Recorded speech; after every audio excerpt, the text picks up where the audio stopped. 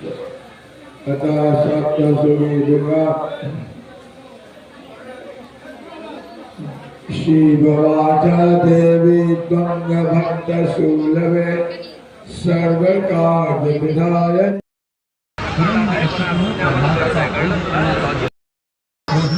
प्रल्हादाला विचारलं, तुला नक्की कोण वाचवतो? त्यावर प्रल्हादानं सांगितलं की माझा ईश्वर, माझा नारायण मला वाचवतो. त्यानंतर हिरण्यकश्यपू अतिशय संतापला आणि त्यानं प्रल्हादाला सांगितलं की या जगात मीच सर्व शक्तिमान आहे.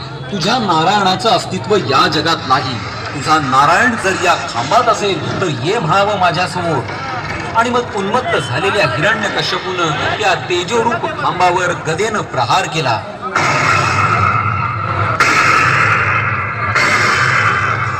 त्याच क्षणी संध्या समयी त्या खांबातून भगवंत विराट विशालकाय नृसिंह रूपात प्रगट झाले. त्यांचं मुख सिंहाचं आणि शरीर मानवाचं होतं.